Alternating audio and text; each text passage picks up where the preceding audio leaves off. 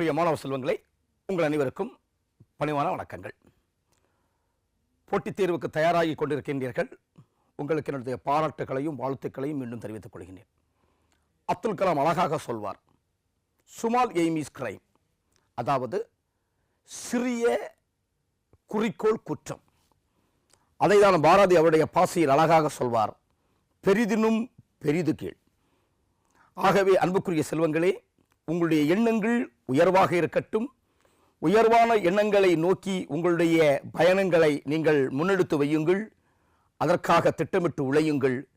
நிச்சயமாக நாளைய மருத்துவர்களாக இன்றைய கனவு உங்களுக்கு நிறைவேற உங்களை வாழ்த்தி மீண்டுமாக நம்முடைய பாடப்பகுதிக்குள்ள கடந்த ஆண்டுகளில் கேட்கப்பட்ட ஆல்கஹால் மற்றும் ஈதர் என்ற பாடப்பகுதியில் இருந்து சில வினா தொகுப்புகளை நாம் இந்த வீடியோவில் பார்க்க போகிறோம்.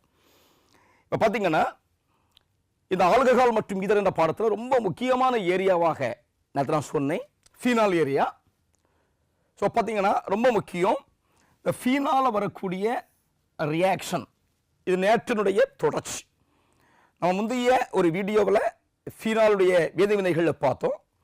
இப்போ இந்த வீடியோவில் அதனுடைய தொடர்ச்சியாக கடந்த ஆண்டுகளில் கேட்கப்பட்ட ஃபீனாலுடைய வேதிவினைகளை பற்றி நம்ம பார்க்க போகிறோம். ஒரு ரொம்ப ஈஸியான ஒரு எளிமையான கொஸ்டின் பாருங்க. The correct decreasing order of pKa. ஒரு புதிய வார்த்தை கேட்டிருக்காங்க. இதுவரைக்கும் நம்ம கொஸ்டின்ல அசிடிட்டின்னு கொடுத்துருக்காங்க இல்லையா? அசிடிட்டின்னு கொடுத்துருப்பாங்க. அதை கொஞ்சம் மாற்றி pKaன்னு கொடுத்துருக்காங்க. இதுவும் இந்த டேர்ம் ஆஃப் அசிடிட்டியை குறிக்கிறது. அதாவது அர்த்தம் என்னன்னா, இது இந்த pKa மீனிங் என்னன்னா, tendency to measure the retaining capacity of acid. So the power of H+. ஒரு காம்பவுண்டில் எவ்வளவு, ஒரு சேர்மத்தில் எவ்வளவு H+ ரீட்டைன் ஆகிருக்கோ அந்த கேப்பபிலிட்டியை, அந்த கெப்பாசிட்டியை மெஷர் பண்ணக்கூடிய ஒரு factor. It is called as pKa. இப்போ நம்ம தெரிஞ்சுக்கணும், ஒரு காம்பவுண்டில் pKa வேல்யூ குறைவாக இருந்தால் இது குறைவுனா ஆசிட் ஸ்ட்ராங் ஆசிட். இந்த கான்செப்டை மட்டும் பிள்ளைகள் ஞாபகம் வச்சுக்கிட்டா போதும். ஓகே, மீதியெல்லாம் நம்ம பழைய கான்செப்ட் தான். நம்ம ஆசிட் கான்செப்டை நம்ம எப்படி எக்ஸ்பிளைன் பண்ணுறோமோ அதே மாதிரி எக்ஸ்பிளைன் பண்ணிடணும். ஸோ pKa என்பது லோ pKa வேல்யூனா இட் இஸ் மோர் ஆசிட். இவ்வளோதான் இந்த கான்செப்ட். இப்போ நம்ம ஆசிட் கேரக்டர் நம்ம எக்ஸ்பிளைன் பண்ண போகிறோம். இப்போ பாருங்க, ஒரு 4 காம்பவுண்டு கொடுத்துருக்காங்க. இப்போ ஃபர்ஸ்ட் காம்பவுண்ட் எடுங்க. ஃபர்ஸ்ட் காம்பவுண்ட் இங்கே இது 1ஆம் பொசிஷன் 2 3. ஸோ 3ஆம் பொசிஷன்னா இதுக்கு பேர் மெட்டா பொசிஷன். ஸோ ஃபீனாலில் இருந்து இது OH குரூப்பு, அதில் இருந்து மெட்டா பொசிஷனில் ஒரு மெட்டா மீத்தாக்சி இருக்கு. இதுக்கு பேர் மெட்டா மீத்தாக்சி. இங்கே பாருங்க, இது ஃபங்க்ஷனல் குரூப்பு OH, அதில் இருந்து பேரா பொசிஷனில் ஒரு மெத்தில் இருக்கு. பேரா பொசிஷனில் ஒரு மெத்தில் இருக்கு. இங்கே பாருங்க, இது ஃபங்க்ஷனல் குரூப்பு OH, இதில் இருந்து பேரா பொசிஷனில் ஒரு நைட்ரோ இருக்கு. ஸோ பேரா நைட்ரோ. இங்கே பாருங்க, இது ஃபங்க்ஷனல் குரூப்பு, அதில் இருந்து 3ஆவது பொசிஷன்னா மெட்டா. ஸோ மெட்டால ஒரு குளோரோ இருக்கு. இதுதான் காம்பவுண்ட். இந்த காம்பவுண்டுக்கு பேரு மெட்டா மீத்தாக்சி ஃபீனால். இதுக்கு பேரு பேரா மெத்தில் ஃபீனால். இதுக்கு பேரு பேரா நைட்ரோ ஃபீனால். இதுக்கு பேரு மெட்டா குளோரோ ஃபீனால். இப்போ இந்த கான்செப்ட் அடிப்படையாக வச்சு நம்ம என்னது ஆசிட் கேரக்டரை பார்க்க போகிறோம். ஸோ ஆசிட் கேரக்டர் தெரிஞ்சிச்சுன்னா, எதுக்கு ஹை ஆசிட் கேரக்டர் இருக்கோ அதுக்கு லோ pKa வேல்யூ இருக்கும். இதை மட்டும் நீங்கள் தெரிஞ்சிட்டிங்கன்னா உங்களுக்கு ஈஸியாக எழுதிடலாம். ஓகே, இப்போ பாருங்க, நமக்கு pKa வேல்யூ கண்டுபிடிக்கிறதுக்கு முன்னாடி ஆசிட் பார்க்க போகிறோம். இப்போ நமக்கு தெரியும், ஒரு ஆசிட் கேரக்டர் பென்சீன் ரிங்கில் எப்போ கூடும்னா, இப்போ பாருங்க, இணையக்கூடிய குரூப் இதே மாதிரி உள்ள இணையக்கூடிய குரூப் எலக்ட்ரான் வித்ட்ராயிங் குரூப்னு வச்சுங்க. எலக்ட்ரான் வித்ட்ராயிங் குரூப், அதாவது NO2 குரூப்பா இருக்கலாம், OCH3 குரூப்பா இருக்கலாம், அல்லது ஹாலஜன் குரூப்பாக இருக்கலாம். ஸோ இதெல்லாம் எலக்ட்ரானை வித்ரா பண்றது, ரிங்கில் இருந்து எலக்ட்ரானை தன் பக்கம் இழுக்கக்கூடிய குரூப். இதுக்கு என்ன எஃபெக்ட்னா மைனஸ் ஐ எஃபெக்ட். ஸோ அப்போ மைனஸ் ஐ எஃபெக்ட் ஒரு வளையத்தில் இருந்துச்சுன்னா எலக்ட்ரான் ரிங்கை தன் பக்கம் இழுக்கும். அவ்வாறு எலக்ட்ரான் நீங்க இழுக்கும் பொழுது ரிங்கில் எலக்ட்ரான் டென்சிட்டி குறையும். ரிங்கில் எலக்ட்ரான் டென்சிட்டி குறையும் பொழுது இந்த ஆக்சிஜனுக்கும் ஹைட்ரஜனுக்கு இருக்கக்கூடிய இந்த பாண்டு உடையும். உடைஞ்சி இந்த H+ ஈஸியாக வெளியாகும். இதுதான் கான்செப்ட். இப்போ பாருங்க, நமக்கு தெரியும் இப்போ ஒரு குரூப்பில் நைட்ரோ குரூப் இருக்கான்னு பார்க்கணும், அல்லது OCH3 குரூப் இருக்கான்னு பார்க்கணும். இப்போ எப்போவுமே ஞாபகம் வச்சுக்கிங்க, ஆசிட் கேரக்டரை டிசைட் பண்ணுறது inductive effect, resonance effect, mesomeric effect, hyper conjugation, இந்த 3 கான்செப்ட். இதில் ஆசிட் ஹையாக இருக்கணும்னா மைனஸ் ஐ மைனஸ் ஆர் மைனஸ் எம், இந்த 3 எஃபெக்டும் மைனஸில் இருக்கணும். அப்படின்னா minus Aina electron withdrawing group இருக்கணும். இப்போ பாருங்க, இங்கே எலக்ட்ரான் வித்ட்ராயிங் குரூப் இருக்கு. அப்போ இங்கே இது எலக்ட்ரான் வித்ட்ராயிங் குரூப். அப்போ இது என்ன இருக்கு? இந்த குரூப் ஃபர்ஸ்ட் குரூப் எடுங்க, OCH3. இதில் மைனஸ் ஐ எஃபெக்ட் இருக்கு. நெக்ஸ்ட் OCH3 குரூப் எங்க இருக்குன்னா மெட்டால இருக்கு. ஸோ மெட்டால இருந்துச்சுன்னா இங்க பிளஸ் ஆர் எஃபெக்ட். எப்பவும் ஞாபகம் வச்சுக்கணும், மெட்டா பொசிஷன்ல இருக்கக்கூடியது ரெசோனன்ஸுக்கு கொடுக்காது, ஆன்டி ரெசோனன்ஸ் தான் கொடுக்கும். ஆகவே இங்க மைனஸ் ஐ பிளஸ் ஆர் எஃபெக்ட். ஓகே, இந்த பி காம்பவுண்டை பாருங்க, இங்க மெத்தில் குரூப், இது எலக்ட்ரானு ரிங்குக்கு கொடுக்கும். அப்ப இங்க என்ன இருக்கு? பிளஸ் ஐ எஃபெக்ட் இருக்கு. இது பேரா பொசிஷன்ல இருந்துச்சுன்னா அது பிளஸ் ஆரையும் கொடுக்கும், ஞாபகம் வச்சுக்கணும். அடுத்தது பார்த்தீங்கன்னா பேரா பொசிஷன்ல நைட்ரோ குரூப் இருக்கு. அப்ப இங்க என்னெல்லாம் இருக்கும்? Nitro group minus I effect, பேரா இருந்துச்சுன்னா அது மைனஸ் ஆர் எஃபெக்ட். இங்க பாருங்க, குளோரின் பாருங்க, இது minus I effect, but here no electronegative, only electronegative, but there are no lone pair. எப்பவுமே ஞாபகம் வச்சுக்கணும், ரெசோனன்ஸ் எஃபெக்ட் கொடுக்கிறது பிள்ளைகள் தெரிஞ்சிக்க வேண்டிய கான்செப்ட். ஒரு ரிங்குக்கு ரெசோனன்ஸ் எஃபெக்ட் கொடுக்கிறது lone pair electron, but inductive effect கொடுக்கிறது, ஐ எஃபெக்ட் கொடுக்கிறது electro negative group. Electro negative group, ஒரு இதுல எலக்ட்ரோ நெகட்டிவ் குரூப் இருந்துச்சுன்னா அது ஐ எஃபெக்ட்னு சொல்லுவோம். ஒண்ணுல லோன் பேர் எலக்ட்ரான் இருந்துச்சுன்னா அது ரெசோனன்ஸ் எஃபெக்ட்னு சொல்லுவோம். இங்க பாருங்க, இங்க லோன் பேர் எலக்ட்ரான் இருக்கு, அதனால தான் இங்க ரெசோனன்ஸ் எஃபெக்ட் போட்டோம். இங்கேயும் lone pair nitrogen, lone pair electron, ஆகவே இங்க ரெசோனன்ஸ் எஃபெக்ட் இருக்கு. பட் இங்க ஹியர் ஒன்லி என்னது நமக்கு எலக்ட்ரோ நெகட்டிவ் ஆட்டம். ஸோ என்ன செய்யணும்? Minus effect, here no R. இப்போ நம்ம கான்செப்ட் பார்க்க போறோம். மைனஸ் ஐயும் மைனஸ் ஆரும் இருந்துச்சுன்னா அது ஸ்ட்ராங் ஆசிட். அப்ப இங்க பாருங்க, எது strong acid? C is the strong acid. அப்ப மூணாவது உள்ளதுக்கு கடைசி ஆன்சர் பண்ண, ஏன்னா it is a strong acid.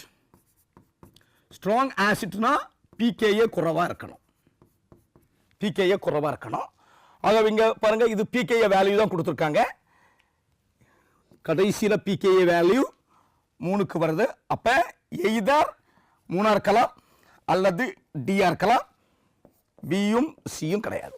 இப்ப அடுத்த ஆப்ஷன் பார்க்க போறோம். அப்ப சி வந்து டாப் ஆசிட், சோ பிகேஏ குறைவு. இப்ப அதுக்கு அடுத்தது ஏயும் பியையும் டியையும் பார்க்க போறோம். இப்ப நமக்கு ஏற்கனவே பாருங்க, ஏயும் டியும் மைனஸ் ஐ எஃபெக்ட் இருக்கு. இங்க மெட்டா பொசிஷன்ல ஆர் இருக்கிறதுனால அது வேலை செய்யாது. எப்பவுமே யோசிக்கணும், resonance effect only in ortho and பேரா பொசிஷன். மெட்டா பொசிஷன்ல ரெசோனன்ஸ் வேலை செய்யாது, அப்ப அதை எடுத்து விட்டுறலாம். ஓகே, அப்ப இங்கேயும் மைனஸ் ஐ எஃபெக்ட் இருக்கு, இங்கேயும் மைனஸ் ஐ எஃபெக்ட் இருக்கு. இப்ப இந்த ரெண்டு மைனஸ்ல OCH3 ஸ்ட்ராங் மைனஸா இல்ல Cl ஸ்ட்ராங் மைனஸா, இது நம்ம தெரிஞ்சுக்கணும். எப்பவுமே ஞாபகம் வச்சுக்கணும், ரிங்கோடு இணையக்கூடிய ஃபர்ஸ்ட் ஃபர்ஸ்ட் ஆட்டத்தை பார்க்கணும். இந்த கான்செப்ட் ரொம்ப முக்கியம். இதே மாதிரி நிறைய கேள்விகள் கேட்குறாங்க. அதனால இந்த கான்செப்ட் நீங்கள் புரிஞ்சுக்கணும். இப்போ ரிங்கோடு லிங்க் ஆகக்கூடிய ஃபர்ஸ்ட் குரூப் எந்த ஆட்டம்? இங்க ஆக்சிஜன், இங்க குளோரின். இந்த ரெண்டையும் கம்பேர் பண்ணும் பொழுது oxygen is more electro negative. அப்போ இந்த ரெண்டுலையும் எதுக்கு மோர் எலக்ட்ரோ நெகட்டிவோ அது ஸ்ட்ராங் மைனஸ் ஐ எஃபெக்ட். அப்போ எதுக்கு ஸ்ட்ராங் மைனஸ்? ஏக்கு டியை விட ஸ்ட்ராங் மைனஸ். அப்போ ஏ என்ன செய்யணும்? ஃபர்ஸ்ட் வரணும். பாருங்க. ஸோ அப்போ ஏ ஃபர்ஸ்ட், ஏயோ டியையும் கம்பேர் பண்ணும் பொழுது ஏக்கு அதுக்கு இதை விட கொஞ்சம் கூடுதல் வரணும். அடுத்தது டி வரணும். நெக்ஸ்ட் பாருங்க பிஏ பாருங்க. இங்க பிளஸ் ஐ எஃபெக்ட். பிளஸ் ஐ எஃபெக்ட் வந்தாலே நார்மலாக அதனுடைய ஆசிட் குறைவா இருக்கும். ஸோ பிகேஏ அதிகமாக இருக்கும். அப்போ எது ஆன்சர் பாருங்க? Top value for pKa D is the top. அதுக்கு அடுத்தது டி, அடுத்தது ஏ, அடுத்தது சி. ஸோ கரெக்ட் ஆன்சர் பாருங்க. So correct answer D is the correct answer. So அப்போ இதை மாதிரி உள்ள கேள்விகளை பிள்ளைகள் நுணுக்கமாக புரிஞ்சுக்கணும். Okay right. நெக்ஸ்ட் கொஸ்டின் பார்க்கலாமா? ஓகே பாருங்க. 5வது கொஸ்டின். இது ஒரு அசெஷன் ரீசன் டைப்ல கேட்கக்கூடிய கேள்வி. பாருங்க. பேரா nitrophenol it is a more electrophilic substitution அப்ப than மெட்டாமீத்தாக்சிஃபினால். கான்செப்ட் கவனிங்க. இங்க பாப்பங்க. First assertion கொடுத்திருக்கான். இங்க ஸ்ட்ரக்சரை போடுங்க. பேரா நைட்ரோஃபினால். பேரா நைட்ரோஃபினால். இன்னொன்று எது? மெட்டாமீத்தாக்சிஃபினால். ஓகே, ரெண்டு கம்பேர் பண்ண போறோம். இப்ப என்னது? மோர் எலக்ட்ரோஃபிலிக் சப்ஸ்டிடியூஷன். நமக்கு ஏற்கனவே தெரியும். எலக்ட்ரோஃபிலிக் சப்ஸ்டிடியூஷனா எலக்ட்ரான் குறைப்புலம் உள்ள வரணும். எலக்ட்ரான் குறைப்புலம் உள்ள வரணும். அப்படின்னா என்ன செய்யணும்? இந்த ரிங் எலக்ட்ரான் செறிவு மிக்கதாக இருக்கணும். தானே கான்செப்ட். எலக்ட்ரான் குறைப்புலம் உள்ள வரணும்னா இந்த ரிங் எலக்ட்ரான் செறிவு மிக்கதாக இருக்கணும். அப்ப ரிங்ல அதிகமான எலக்ட்ரான் டென்சிட்டி இருந்தா எலக்ட்ரோஃபைல் சப்ஸ்டிடியூஷன் நடக்கும். இப்போ பாருங்க, ரெண்டு இதையும் கம்பேர் பண்றோம். இப்ப NO2 குரூப், இங்க OCH3 குரூப். நம்ம ஏற்கனவே தெரியும் NO2 குரூப் வந்து எலக்ட்ரான் வித்ட்ராயிங் குரூப். இதுவும் எலக்ட்ரான் வித்ட்ராயிங் குரூப். ஆனா இங்க பேரா பொசிஷன் இருக்கிறதுனால இங்க மைனஸ் ஐ மைனஸ் ஆர் எஃபெக்ட் இம்ப்ளை ஆகும் இல்லையா? அப்ப என்ன செய்யும்? ரிங்கில் இருக்கக்கூடிய அதிகப்படியான எலக்ட்ரான் செறிவை இந்த நைட்ரஜன் இழக்கும். அப்ப என்ன செய்யும்? ரிங்கில் எலக்ட்ரான் செறிவு குறைவாக இருக்கும். இதுதான் கான்செப்ட். ஆனா இங்க பாப்ப கான்செப்ட் என்னது? இங்க இதை ஒப்பிடும் பொழுது இது மைனஸ் ஐ எஃபெக்ட் மட்டும்தான், பிளஸ் ஆர் எஃபெக்ட். ஸோ இதை ஒப்பிடும் பொழுது இதுல அதிகமான எலக்ட்ரான் செறிவு ரிங்கில் இருக்கும். அப்ப ரிங்கில் எலக்ட்ரான் செறிவு அதிகமாக இருந்துச்சுன்னா அது சப்ஸ்டிடியூஷன், எலக்ட்ரோஃபிலிக் சப்ஸ்டிடியூஷன் நடத்தும். அப்ப இந்த ரெண்டுல எது நடத்தும்? இது நடத்தும், இது நடத்தாது. ஆனா கேள்வி நம்ம என்ன கொடுத்திருக்கா? பேரா நைட்ரோஃபினால் கிவ்ஸ் மோர் எலக்ட்ரோஃபிலிக். அப்ப அந்த கான்செப்ட் தப்பு. அப்ப ஃபர்ஸ்ட் கான்செப்ட் தப்பு. அதுக்கு ரீசன் கொடுத்திருக்கான் பாருங்க. மீத்தாசிக் group shows only negative I effect, minus I effect மட்டும்னு கொடுத்திருக்கான். இப்ப நமக்கு தெரியும் OCH3 குரூப் மைனஸ் ஐ எஃபெக்டையும் கொடுக்கும், பிளஸ் ஆர் எஃபெக்டையும் கொடுக்கும் இல்லையா? ஆனா இங்க என்ன கொடுத்திருக்கான்? இதெல்லாம் ரொம்ப உன்னிப்பாக கவனிக்க வேண்டிய இடங்கள். பிள்ளைகளை கோப்பக்கூடிய, ட்விஸ்ட் பண்ணக்கூடிய, கேள்விகளை கடினமாக மாற்றக்கூடிய இடங்கள். பாருங்க, ஒன்லி மைனஸ் ஐ எஃபெக்ட் கொடுத்திருக்கான். ஆனா நமக்கு OCH3 குரூப் ரெண்டுக்குமே வேலை செய்யும். மைனஸ் ஐயும் பிளஸ் ஆரும் வேலை செய்யும். அப்ப இந்த கான்செப்டும் தப்பு. கரெக்டா? அப்ப இந்த நாலுல எது? ஃபர்ஸ்டும் தப்பு, செகண்டும் தப்பு. அப்ப எங்க இருக்கு பாருங்க, எங்க இருக்கு? So both assertion and reasons are false. Okay, இதே மாதிரி உள்ள கேள்விகளை பிள்ளைகள் தெளிவாக புரிஞ்சுக்கணும். பாருங்க அடுத்த கொஸ்டின். ரொம்ப ஈஸியான கொஸ்டின். Salicylic acid preparation. நம்ம ஏற்கனவே ஃபர்ஸ்ட் ஸ்லைடில் பார்த்தோம் எப்படி எல்லாம் ஃபீனால் ரியாக்ட் பண்ணுதுன்னு. அப்போ சாலிசிலிக் ஆசிட் இதில் இதெல்லாம் ப்ரிப்பேர் பண்ணுறது ரொம்ப சிம்பிள். சாலிசிலிக் ஆசிட் ப்ரிப்பரேஷன் நமக்கு தெரியும். ரொம்ப முக்கிய வார்த்தையை ரொம்ப கவனிக்கணும் பிள்ளைகள். Salicylic acid can be easily, இந்த வார்த்தை இஸ் வெரி வெரி இம்பார்ட்டன்ட். இதுதான் உங்களை குழப்புற இடம். இங்கே 4 ஆப்ஷன் கொடுத்துருக்காங்க. இதில் எங்கெங்கெல்லாம் சாலிசிலிக் ஆசிட் ப்ரிப்பேர் பண்ண முடியும் அதை தெரிஞ்சுக்கணும். ரெண்டாவது ஈஸியாக எங்கே ப்ரிப்பேர் பண்ண முடியும் அதுதான் கேள்வி. பாருங்க, நமக்கு தெரியும் ஆப்ஷனை பாருங்க. Phenol with carbon di oxide ஏற்கனவே நம்ம படிச்சிருக்கோம். ஃபீனால் கார்பன் டை ஆக்சைடு அதுக்கு வினைக்கு பேரு கோல்ஃப் ரியாக்ஷன் இல்லையா? கோல்ஃப்ஸ் ரியாக்ஷன். ஸோ கோல்ஃப் ரியாக்ஷனில் என்ன கிடைக்கும்? சாலிசிலிக் ஆசிட் தான் கிடைக்கும். அப்போ இங்கேயும் சாலிசிலிக் ஆசிட் தான் கிடைக்கும். இங்க பாருங்க, ரெண்டாவது benzoic acid with hydrogen peroxide. Benzoic acid with hydrogen peroxide நமக்கு என்ன கிடைக்கும்னா, நம்ம ஞாபகம் வச்சுக்கணும், இங்க இந்த ஈக்குவேஷன் இங்க போடுறோம் பாருங்க. இதுதான் benzoic acid, C double bond O OH. இதை ஹைட்ரஜன் பெராக்சைடோட ரியாக்ட் பண்ணும் பொழுது நமக்கு என்ன கிடைக்கும்னா பெராக்சி பென்சோயிக் ஆசிட் கிடைக்கும். C double bond O OH. இதுக்கு பேரு இங்க நம்ம கிடைக்கக்கூடிய product peroxy benzoic acid. Peroxy benzoic acid கிடைக்கும். ஓகே, அப்ப இது நமக்கு ஆன்சர்ல கிடையாது, சாலிசிலிக் ஆசிட் கிடையாது. அப்ப இதை அடிச்சிடலாம். நெக்ஸ்ட் பாருங்க, benzene diazonium chloride with carbon dioxide. பாருங்க, benzene diazonium chloride C6H5 N2Cl. இதை எவ்வளவு வினைப்படுத்துறோம்? கார்பன் டை ஆக்சைடு வினைப்படுத்தும் பொழுது நமக்கு என்ன கிடைக்கும்னா பென்சோயிக் ஆசிட் கிடைக்கும். பட் இங்க என்ன கொடுத்துருக்கா? Salicylic acid.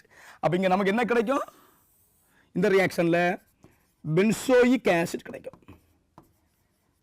அப்ப இதுவும் தப்பு. ஓகே, அடுத்து பாருங்க, phenol with formic acid. So phenol with formic acid. இந்த ரியாக்ஷன்ல பாருங்க, ரொம்ப சிம்பிள். பாருங்க, இந்த இடத்துல இந்த COOH இங்க என்ன செய்யணும்? Ortho position. இதுக்கு பேர் ஆர்த்தோ பொசிஷன். ஆர்த்தோ பொசிஷன்ல வந்து சப்ஸ்டிட்யூட் ஆகும். அது அப்ப என்ன கிடைக்கும்? இதுதான் அதனுடைய ப்ராடக்ட் OH COOH. ஸோ இது சாலிசிலிக் ஆசிட். அப்ப இதுவும் நமக்கு கரெக்ட். ஆனா கேள்வி என்னன்னா, ஈஸிலியா இதுல கிடைக்கும். அப்ப ஃபீனால் கார்பன் டை ஆக்சைடுல ஈஸியா கிடைக்குமா? ஃபீனால் ஃபார்மிக் ஆசிட்ல ஈஸியா கிடைக்குமானா, இந்த reaction under the condition of base, ஒரு பேஸ் ஸ்ட்ராங் பேஸ் இருந்தா மட்டும்தான் இந்த ரியாக்ஷன் நடக்கும். அப்ப இன்டர்மீடியட் இங்க ஃபார்ம் ஆகும். இதுல என்ன ஃபார்ம் ஆகணும்? இன்டர்மீடியட் ப்ராடக்ட் ஃபார்ம் ஆகி தென் நமக்கு சாலிசிலிக் ஆசிட் கிடைக்கும். பட் இங்க here no intermediate product, directly form salicylic acid. So this is the easiest method to prepare salicylic acid. அப்ப which one is correct answer? பாருங்க, phenol and formic acid is the correct answer. Okay, பாருங்க, அடுத்த question பாருங்க. Which one of the following will not soluble, the word is important, will not soluble in sodium bicarbonate? So sodium hydrogen carbonate sodium bicarbonate ஒன்று. இது எதற்கு பயன்படுகிற டெஸ்ட்னா, this is test for acid, acid கன்ஃபர்மேஷனுக்கு பயன்படக்கூடியது. ஒரு அமிலத்தை கண்டுபிடிப்பதற்கு பயன்படக்கூடியது. என்ன நடக்கும்னா, இந்த சால்ட்ல, இந்த காம்பவுண்ட்ல சோடியம் பைகார்பனேட் போடும் பொழுது நமக்கு என்ன உருவாகும்னா, நுரைத்து பொங்கும். நுரைத்து பொங்கினால் அங்க ஆசிட் இருக்குன்னு அர்த்தம். அப்ப எங்கெல்லாம் ஆசிட் இருக்கோ அது சோடியம் பைகார்பனேட்ல ரியாக்ஷன் நடக்கும், சால்பிள் ஆகும். எதெல்லாம் ஆசிட் இல்லையோ அது சால்பிள் ஆகாது. அவ்வளவுதான் குழு. அப்ப இங்க என்னது? ஆசிட். இந்த 4 கொடுத்துருக்கேன். இதுல எது ஆசிட்னு பார்க்கிறோம். ஒண்ணே ஒன்று ஆசிட் கிடையாது. ஆசிட் இல்லைன்னா சோடியம் பைகார்பனேட்டோட ரியாக்ட் பண்ணாது, சால்பிள் ஆகாது, நுரைத்து பொங்காது. ஓகே, பாருங்க, என்ன இருக்கு பாருங்க. ஆசிட் ஆசிட் சொல்ற வார்த்தை கொடுத்துருக்கானா? என்ன கொடுத்துருக்கேன்? ஃபர்ஸ்ட் காம்பவுண்ட் எடுத்துங்க. Sorry, first compound 2,4,6 ட்ரைநைட்ரோஃபீனால். ஃபார்முலா போடுறோம் பாருங்க. A 2,4,6 ட்ரைநைட்ரோஃபீனால். NO2 NO2 NO2. அதாவது எப்பவுமே ஞாபகம் வச்சுக்கோங்க, எவ்வளவு NO2 குரூப் இருக்கோ அது ரிங்கில் இருந்து எலக்ட்ரானை தன் பக்கம் இழுக்கும். அப்ப இந்த H பிளஸ் ஈஸியா ரிமூவ் ஆகும். It is a strong acid. This is called as, இந்த ஆசிட்டுக்கு பேரு பிக்ரிக் ஆசிட்னு பேர். Picric acid. ஆகவே இது சோடியம் பைகார்பனேட்ல சாலிபிள் ஆகும். ஓகே, ரெண்டாவது பாருங்க பி காம்பவுண்ட். பி காம்பவுண்ட் பாருங்க பென்சோயிக் ஆசிட். பாருங்க C6H5COOH பென்சோயிக் ஆசிட். ஆசிட்னாலே removal of H plus. So இது சோடியம் பைகார்பனேட்டோடு ஈஸியா சாலிபிள் ஆகும். சாலிபிள் ஆகும். சாலிபிள் ஆகி நுரைத்து பொங்கும். நுரைத்து பொங்கும். ஓகே, அடுத்த சி காம்பவுண்ட் பாருங்க ஆர்த்தோ நைட்ரோஃபீனால். பாருங்க ஆர்த்தோ நைட்ரோஃபீனால். இதுதான் ஆர்த்தோ நைட்ரோஃபீனால். இப்ப இங்க ஆர்த்தோ பொசிஷன்ல OH இருக்கக்கூடியதுக்கு ஆர்த்தோ பொசிஷன்ல NO2 இருக்கு.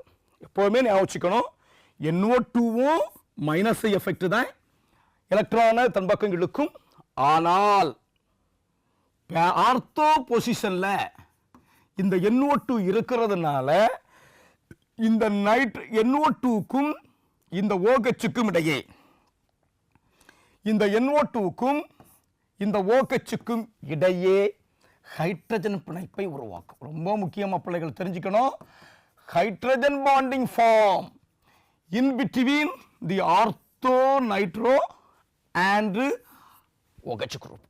There is a concept. அப்ப இங்க என்ன ஹைட்ரஜன் பாண்ட் ஃபார்ம் ஆகுறதுனால இத சோடியம் பைகார்பனேட்டோடு ரியாக்ட் பண்ணும் பொழுது நமக்கு சாலிபிள் ஆகாது, நுரைத்து பொங்காது.